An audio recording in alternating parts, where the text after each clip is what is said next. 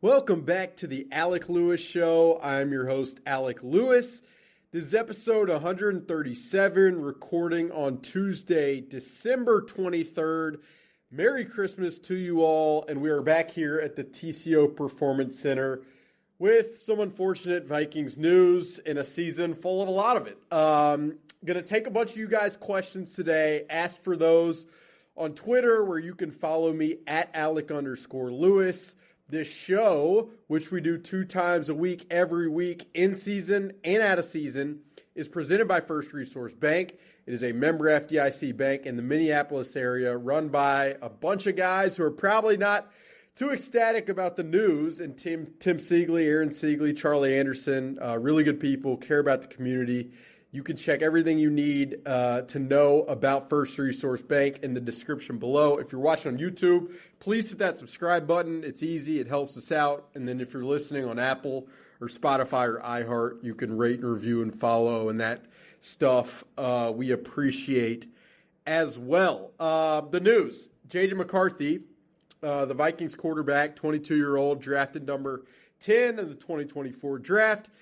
He's hurt again. You guys know this. If you're listening to the show, if you're watching it, you have paid very close attention to this team and to this season, I am sure. And this news probably doesn't make you feel the warm and fuzzies inside. That's for sure. JJ will miss Thursday's game on Christmas afternoon against the Detroit Lions. There were some Lions people that I may or may not have communicated with who were curious to see if he was going to play again and what that might look like. But nevertheless, J.J. McCarthy will not play Thursday. Max Brosmer will start the game, and it will be his second NFL start, his third time really getting meaningful work. So J.J. McCarthy, according to Kevin O'Connell, described it as a very, very small hairline fracture, and the recovery, according to Kevin O'Connell, will be similar to like the recovery of a bone bruise. J.J. McCarthy, as far as whether he will be able to play in Week 18, Kevin O'Connell also said it's a grip strength kind of situation. How much, I guess, range of movement and grip strength ability will J.J. McCarthy have into next week? And, if he can return for Week 18 against the Green Bay Packers, I would not be surprised to see him out there if the hand can recover, just because of the importance of the data points that these last 2 games were going to be. I mean, J.J. McCarthy played really well against the Commanders. He played really well against the Dallas Cowboys. He looked solid in the first half against the Giants. And that was a 2.5 game sample size, which is something, but it's not enough probably to just stamp and Sharpie establish with full clarity that he is unquestionably for 2026 going to be the starter from the outset without any type of real insurance or competition. And so there's no question it's massive. It's kind of interesting, or at least I thought it was interesting, both in the aftermath of Sunday's game and today when Kevin O'Connell relayed the news about this injury. I thought it was interesting that in both instances, they've had a hard time pinning down when the injury actually happened and why there might have been a delay from the time it happened to feeling it after the fumble that was obviously returned by Tyler Nubin for a touchdown late in the first half of Sunday's game. I mean, you go back through the film, and there was a play with 2 minutes and 57 seconds left in the first half where J.J. McCarthy, it was eventually called a holding on Justin School, but J.J. McCarthy kind of drifts to the right, a little bit out of the pocket, tries to throw the football on the run, and his hand hits the helmet of Giants defensive tackle Roy Robertson Harris. And so if you really parse through the film, it's like that was a pretty clear, real smacking of the helmet with his right hand. The interesting thing is the next play is a passing play, or was a passing play, where J.J. McCarthy dumps off a screen to Aaron Jones. Then the play after that, J.J. McCarthy scrambles out of the pocket and dives in the end zone. Takes a pretty gnarly hit from safety Javon Holland in the end zone. And then after scoring the touchdown, he spins the ball, he celebrates, does the gritty celebration that he's been doing of late, and then he high-fives a bunch of teammates. And then Kevin O'Connell said, I might have even given him a high five on the sideline. And so, J.J. McCarthy didn't mention anything then. And then the Giants got the ball. The Vikings were able to force the Giants to punt to get the ball back. The first play of the J.J. McCarthy's last drive playing of the game was a shotgun snap handoff to Aaron Jones with both hands. Like you don't see that he's only using his left hand. And then the fumble play, J.J. McCarthy has the ball. Abdul Carter's kind of in his line of sight on this screen. Kevin O'Connell made pretty clear today, like if I'd have known that his hand was hurt, we wouldn't have called a screen in that situation, but they didn't know at the time. So J.J. McCarthy fumbles the football. He lays on the ground a little bit, then he comes to the sidelines. And the way that Kevin O'Connell talked about it, like that was the first time anybody knew of any pain.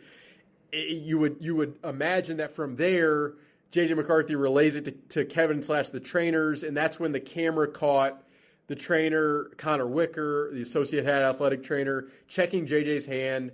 The reaction has been documented in terms of how J.J. responded, and then he goes into the locker room. After the game, Kevin O'Connell said that J.J. McCarthy underwent x-rays that were negative. Kevin O'Connell said on Tuesday that there was an MRI that initially didn't show anything, and then further imaging did show the very small, very, very small hairline fracture, which was how Kevin O'Connell described it. So, I mean, I go through all of that because it's interesting in the context of, I mean, really you think about all of the injuries that J.J. McCarthy has had, both this season and last season's torn meniscus. Like the torn meniscus, J.J. McCarthy played in the preseason game against the Raiders, and then the day after at the Vikings facility, Kevin O'Connell relays the news that J.J. had come in and mentioned soreness. And then earlier in the season, J.J. McCarthy finished the game against the Falcons, and the next day Kevin O'Connell explained that J.J. McCarthy reported the ankle pain. And then the concussion the following day against the Packers, the following day Kevin O'Connell came to the podium and he said that J.J. McCarthy reported some symptoms on the plane. So whether it's the competitor in J.J. McCarthy that's wanted to push through these injuries, whether it's him not wanting to miss time because it happened last year and that was a very tough go for him, not being the guy and not being out on the field. Like, it's hard to really parse through, but it is tough.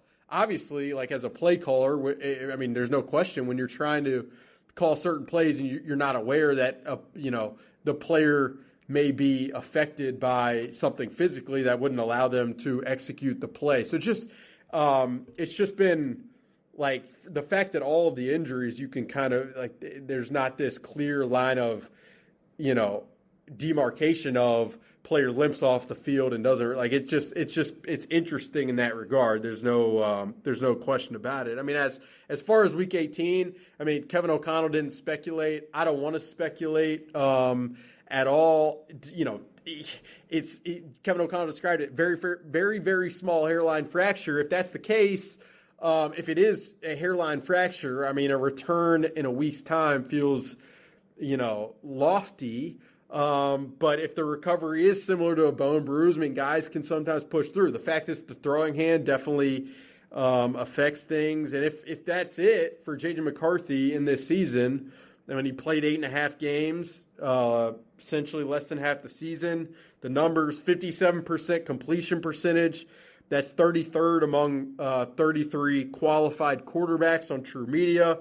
1,450 yards, 11 touchdowns, 12 picks. He was first out of 45 quarterbacks in PFF's big-time throw rate, and then he was 41st of 45 in the turnover-worthy play rate. So, I mean, within those numbers is a lot of the story of what this year has been for J.J. McCarthy. There are some really high highs in terms of throws. There's a lot of low lows from a negative turnover perspective. The accuracy was a question mark with the completion percentage.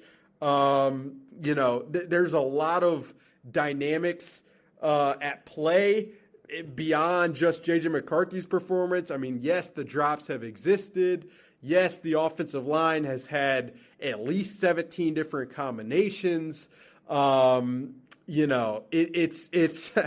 you need a space to go about 3,000 words in print, which I will do here soon enough at The Athletic, where I do my day job, to really get at what this has been and what it was and what it will be moving forward. But, again, kind of like I said at the top, if that's it for J.J. McCarthy in his second season, you now enter a third year where you've seen 9 games essentially. You've seen a lot of up and down play. You saw it trending the right way against defenses that I'd be remiss if I didn't say have been some of the worst in the NFL. You've seen some highs, you've seen some lows, and it puts you in a really, complex position in many respects. On one hand, a quarterback of his experience level needs time and needs development. And the best way to, improve and grow is the experience of NFL games. And so, there's that. But then you're balancing that with a team that hasn't won a playoff game in 6 years, a regime that hasn't won a playoff game since they've been here, a superstar wide receiver who doesn't want to experience what this season was ever again because of the standard that he has for himself and the teams that he's a part of. So how do you bridge those two worlds? From an offseason plan perspective, where you're going to have to worry about cuts from a veteran roster, coaching staff turnover. It is a complex, not ideal position to be in when you're playing in a division with a team in the Chicago Bears that is young and improving, obviously, under a very capable and good head coach. You have a team in the Green Bay Packers with a good quarterback and a young, developing roster, even if they lose their defensive coordinator, Jeff Hafley, to become the head coach. And then a Lions organization that has a ton of young players extended into the future, and they have questions themselves, but you break it down like that. You have the amount of internal questions you have the situation you're in the division, the quarterback conversation, staff turnover, roster decisions, and you guys listening to me can probably understand why these podcasts over the next few months that we're going to do are important, are meaningful, and will continue, because there is a lot to sort through, and there will be a lot to continue to sort through. And so I'm going to get to the questions here, but that's just where we're at from a J.J. McCarthy perspective, and we'll kind of see how things progress from here. All right, to the questions, and we will start with a user, Ryan. Ryan, whose handle is at DOHYO Dust. Ryan Kelly, concussion and the ethics behind the team playing him, regardless of following the NFL protocol. So first of all, just going to give you my perspective of sitting up in the press box in MetLife Stadium, watching Ryan Kelly laying on the ground, and the trainers out there to check on him, and Kevin O'Connell out to check on him. It's a miserable feeling as someone who, these guys are human. The extent of what concussions can mean for guys in the present and the future, and what it means for their families and all of that. So as I'm sitting up there and watching that situation play out, there is a pit in my stomach. I love covering this league. I love ball. I love watching film. I love learning about it and all of that. But the downsides and the physical toll that these guys go through, specifically with the head injury stuff, it makes you sick, frankly, to observe it. Kevin O'Connell, after the game Sunday night, in some way kind of insinuated there were some shenanigans with the play. You go back and watch the play, and it was just a run block where Ryan Kelly's his helmet with the Guardian cap on top of it makes a real harsh collision on a defender. And when that happens, and you've had the concussion history that he's had, that's probably, that's what's good. There's a likelihood that it happens. I'll also say I went back and rewatched the film of the entire game. And I should have probably written down the specific snap and time of game, but there was an early game run block where Ryan Kelly's helmet collides with the helmet of a defender, and his head just snaps back really quickly. And I mean, in my head, I'm thinking, like, who knows if that had any effect as well. And then if you're compounding that with the hit that obviously placed him on the ground and had the trainers come out to check on him. But, I mean, as far as the ethics of it and the Vikings, I mean, look, I can tell you this. When the second concussion this season happened, and he's had 3 this season now and has 6 documented in his career, and, like, you'd be naive to think that there have not been others that have gone undocumented in his time in the NFL and even go back to college at Alabama. And that's just football. That's what it is. You talk to anybody who plays and like you'll get the, I may have had one here. I didn't really know. It wasn't official. So I know after the second one that the Vikings and Ryan Kelly, both wanted to take a lot of time and be very intentional, empathetic, specific, detailed in ensuring what that evaluation looked like after the second one. And again, that was both from the team's perspective and that was from Ryan Kelly's perspective.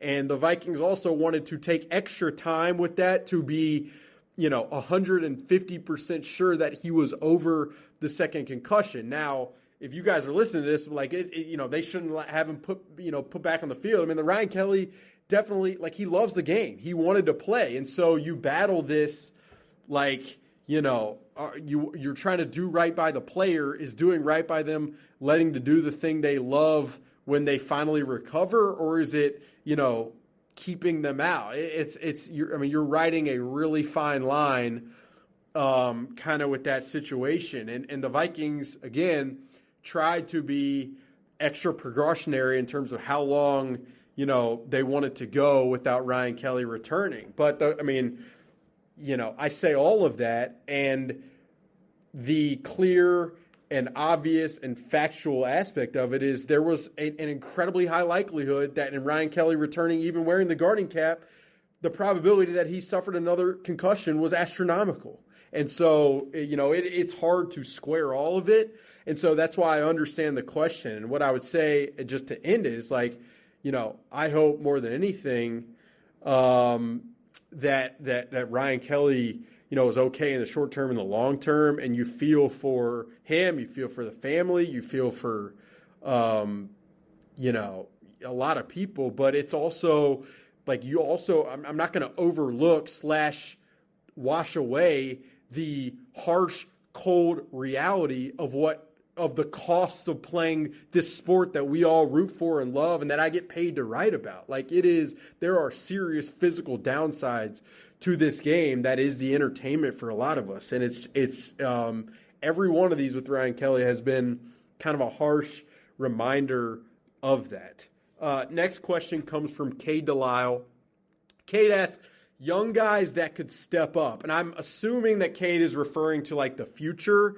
And it's an interesting question because I've said both in print and in writing, and I've said it on the podcast, like, part of the, the complication and the fascinating layer of where this Vikings organization is the lack of budding young talent on the roster at key positions. And so I wrote down a couple names. I mean, Jay Ward at safety, I felt like he filled in last week for Josh Metellus, who underwent season-ending shoulder surgery. I thought Jay Ward moved around really well. He's a pretty versatile player. He seems to definitely want it and be after it this year. And so, there's no doubt that Jay Ward next year could see more playing time. Now, the issue with it is you'd probably only be benefiting from 1 year because he only has 1 year remaining on his rookie season. So what did you really generate from a third-round pick who might be coming on now? I mean, Ty Felton is a guy who I've talked about on this podcast. There's definitely optimism about his speed and explosiveness down the field.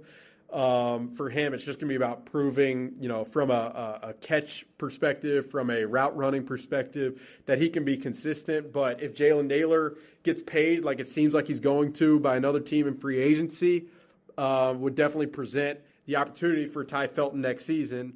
Max Brosmer, I'm interested to see on Thursday. I thought it was interesting that he talked Tuesday about kind of taking that first start in Seattle to the next opportunity in New York on Sunday, and how he kind of, there was a learning curve from a speed of game and feeling a little like he was playing too fast against Seattle and kind of telling himself to slow down against New York. And he's a guy whose cognitive ability is pretty elite. And I don't say that from a anecdotal perspective. I say that with it's a data-backed observation that Max Brosmer cognitively has some special stuff to him. And so, for him, whereas some quarterbacks like Jackson Dart on Sunday, for example, you got to get them to see it quicker. For Max Brosmer, I think so often, his perception ability, you kind of got to, dial him in a little bit. It's why if you go back to his college career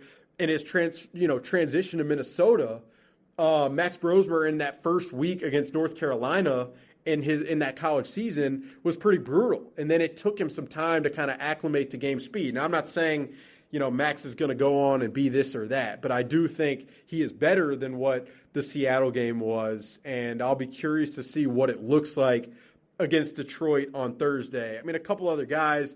Jalen Redmond is obviously still, he doesn't need to step up anymore. He's already stepped up and been the best defensive lineman on the team.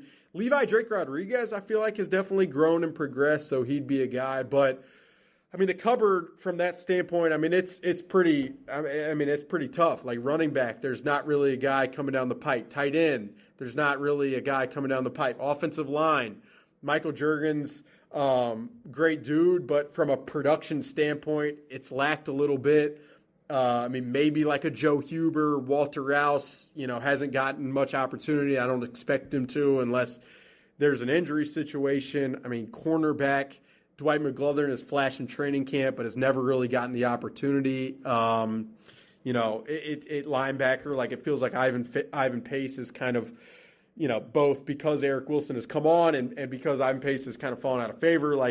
That's one that's kind of left off. And then Dallas Turner, it's definitely shown flashes, but the down-to-down consistency, I've been very forward in saying that I feel like when you watch the film of Dallas Turner down-to-down, I just still think there's a lot to be desired there, and that's just the clearest way, for me to be able to describe it. So hopefully those names give you a little bit of perspective, Cade. Next one comes from Chase. Chase Allen asks, Happy Holidays, Alec. What's your favorite Christmas movie? I'll say happy holidays to you guys for listening. You guys listening. Appreciate all of you guys for being here throughout this hectic, frenetic, quite insane season. I do really appreciate all of the support from you guys, both via the comment section at The Athletic, on YouTube comments, even those who think I have a permanent sinus infection, which I actually maybe do, jokingly. Please don't take that serious. I appreciate all of you, so happy holidays for sure. My favorite Christmas movie, it really depends if you consider Die Hard a Christmas movie. I love Die Hard. I love that movie. I will probably be scrolling on Tuesday night, Wednesday night, scrolling the guide, see Die Hard, and it will just hook me for 2 hours, and I will enjoy every second of Hans Gruber on the television. If that doesn't qualify for you guys, I'm a sucker for Elf. Will Ferrell, I don't need to say much. The guy's comical. That's where I'd go. Next question comes from BP Bokoff. Will the Vikings re-sign C.J. Ham, and will we ever see another fullback in a Kevin O'Connell offense? I wouldn't be surprised if the Vikings re-sign C.J. Ham. my opinion, they should. He impacts the game on special teams. He's very reliable. He's a rock solid guy in the locker room. And then I feel like this season, he's great in pass protection on third down when you really need the back to be reliable in pass protection. And then B, when they've gone with heavier personnel, whether it's 21P or 22P, and you've got a bunch of, guys in the backfield and you've got tight ends on the field, I feel like C.J. Ham has been really rock solid of late, and he's battled injuries. I believe he broke his hand and then came back and has been reliable since that. And so, he's the Walter Payton Man of the Year nominee, and I know this is a production thing, but I feel like the Vikings using heavy personnel should be a theme. I'm not sure how much Kevin O'Connell is utilizing it right now because he has to versus because he really wants to, but I don't see why you would, go away from that, especially as defenses these days have just trended lighter bodies. Like, for me, having a fullback is nice. We've seen it. Think about other teams. The Bears, they use a tight end as a fullback. The Chargers, they have those two guys, the 2 men in a truck, Scott Matlock, Tucker Fisk guys. Patrick Ricard in Baltimore. I like the fullback. I think there's definitely a use for it in this day and age where it's kind of like a spread to run type of vibe from an offensive perspective. So I don't see why not, for sure. Next question comes from Roger at Roger VK. If available, do you think the Vikings would try to trade for Joe Burrow? Absolutely, yes. The question would be why would Joe Burrow be available unless he just absolutely demands that he has to be traded? Because from a business standpoint, Cincinnati trading Joe Burrow, that would be, you want to have paper bags on tops of fans' heads. That's a really tough one. But yeah, it's just like in 2024, it's been reported that the Vikings checked in on Justin Herbert. And that's not, I believe Kwesi Adofo-Mensah kind of bristled at that when that was brought up maybe a couple of years ago. But if one of the elite quarterbacks in the NFL is an option, and you are a team that wants to compete like this team does every year, given ownership and how they operate, you're not going to not check in on that. Now, the cost and how much the Vikings could afford that with the roster elsewhere, again, that's secondary, because if you can get a player like that, you 100% would target it. But I also think, similar to how when Justin Jefferson makes a comment about how he's frustrated, you get people nationally who go on tangents of and you'll see it on First Take of ooh, could Justin Jefferson want out? And anybody here locally is no, he's just frustrated. He loves being here. I think people do the same with Joe Burrow and other players of that ilk. And so until there is a very clear reported Joe Burrow trade demand, it's all premature, incredibly premature in my opinion. Next question at MN Sports Fan, what's a bigger concern with McCarthy, his play or the fact he can't stay on the field? And do the injuries make it even more likely they'll add a significant quarterback this offseason? The availability is definitely the bigger concern. I've seen a lot of people say, Joe Burrow gets hurt, Justin Herbert gets hurt. Yes, but there's a very clear, J.J. McCarthy's stature, it was part of the reason you had people within the industry questioning whether he should be a first-round pick. And that, I want to make it very clear. There were a lot of people in the NFL, executives, scouts, coaches, who questioned the idea that J.J. McCarthy should be a first-round pick. It wasn't this no-brainer type of situation. There were a lot of reasons for that, and one of them was his stature. At the combine, I believe he weighed in at 220 pounds, but he was definitely, majorly, he had spent months trying to make sure that he weighed a certain amount. And so the stature, that's why the combine stuff, as silly as the underwear Olympics, as they call it, is, one of the values of some of that is there are benchmarks that certain players have to kind of rise to that are historically make it more probable for them to play and stay in the NFL. And so with JJ McCarthy, I mean, it's strength in the pocket. It's, his play style. He is, whether it's the competitor in him or just the inability to kind of remain calm within the fire, like his play style is, it's not Jackson Dart where that guy is like a Red Bull mountain biker jumping over a cliff. But JJ McCarthy is always trying to make the extra play. And when you do that and you have defensive players with a level of explosiveness, physicality, and size that exists in the NFL and didn't exist in college or at IMG or at Nazareth Academy in Chicago, like the likelihood that an injury can happen increases. And so, like, I get the conversation of, well, it hasn't been a soft tissue thing, and he had an ankle injury and a concussion. Like, there's no doubt. And even this hand injury, like, maybe it's a little fluky, but you could tell, listening to Kevin O'Connell, both after the game and Tuesday, that he was worried that the scramble touchdown where J.J. McCarthy took the hit from Javon Holland, that could have led to a serious injury. And so, again, like, there's just a level of whether it's a lack of wherewithal and regard for the body kind of in the fire, like that kind of exists a little bit with JJ, and that can definitely be weeded out of someone, but he's just too inexperienced to be missing the amount of time that he's missed so far in his career. And I mean, it's hard not to look at the parallels of guys who through 2 years with teams that needed and expected to win have missed a lot of time.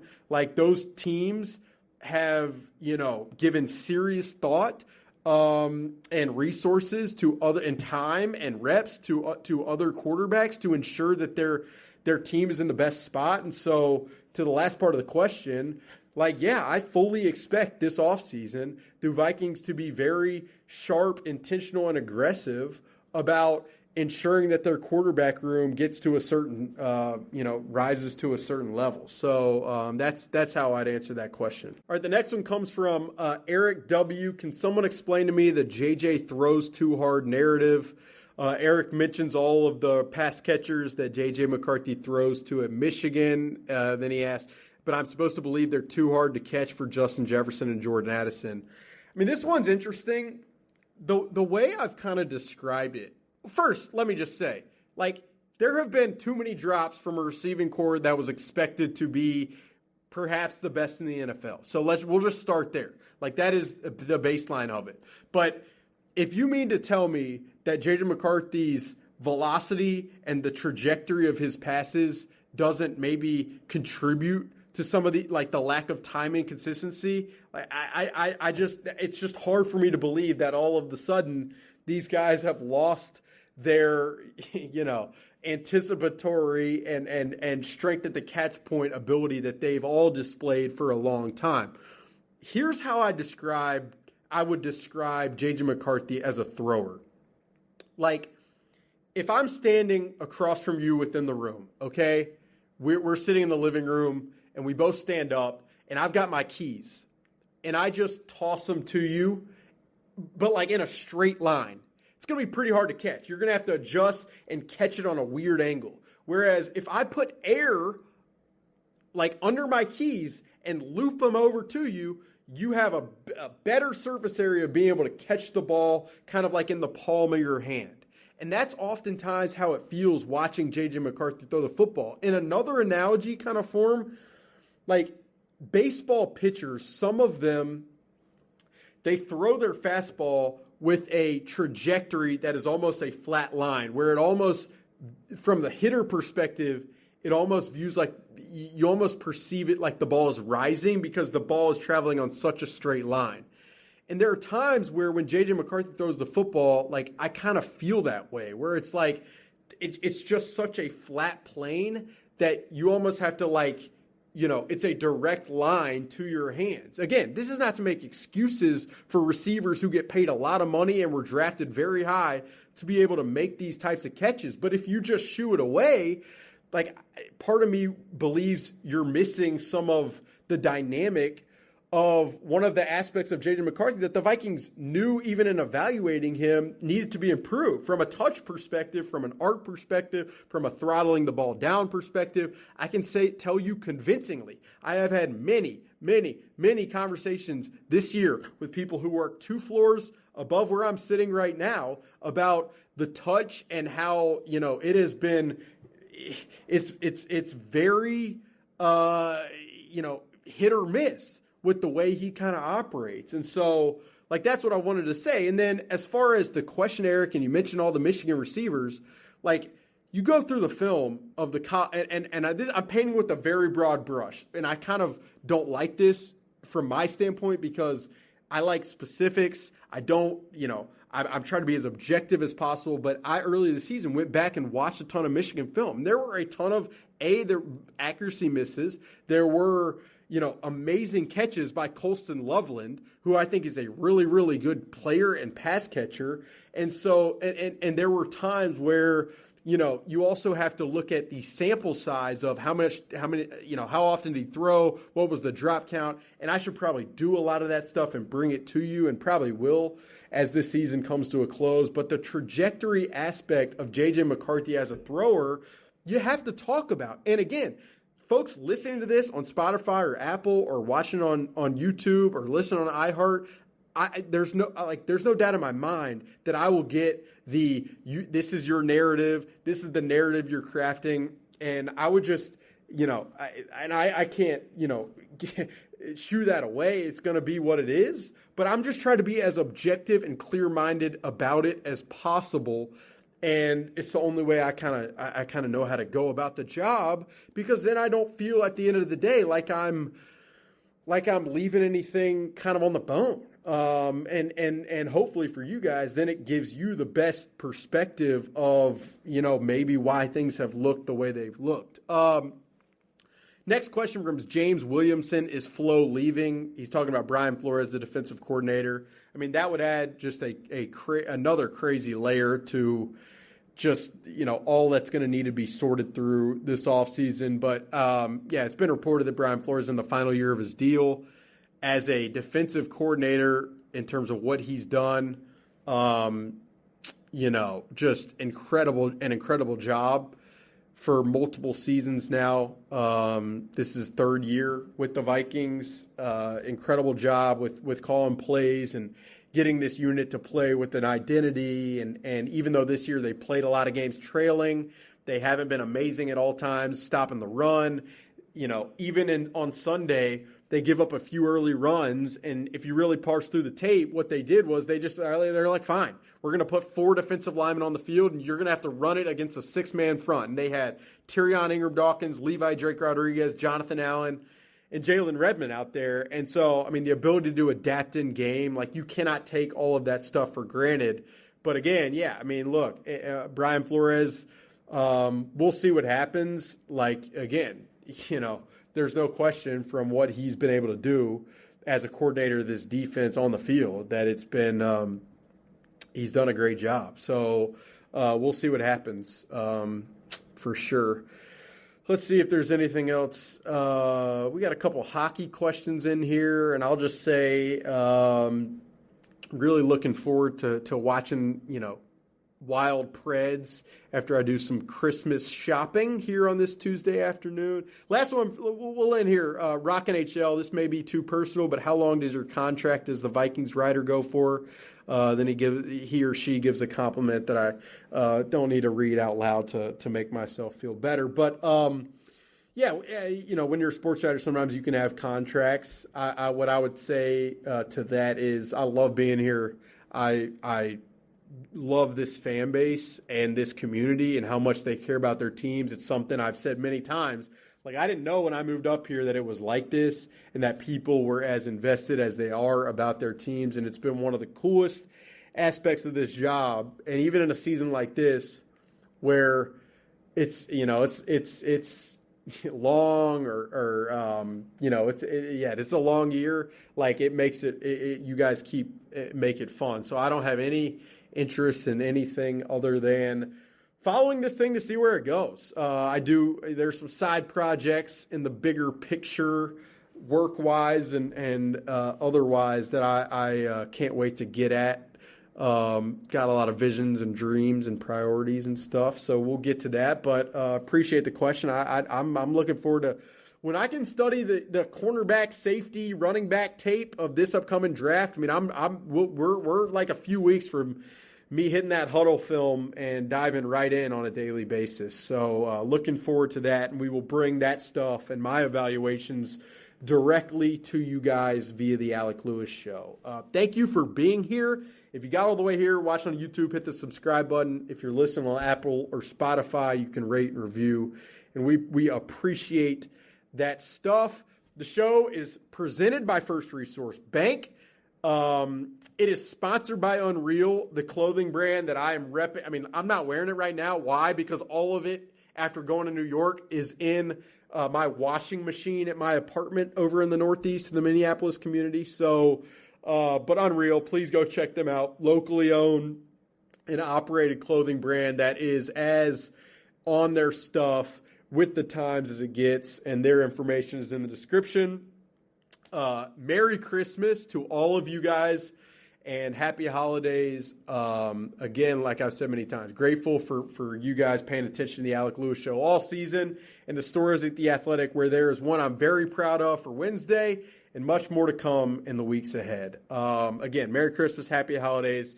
Episode 137 is over, and we will talk to you very, very soon.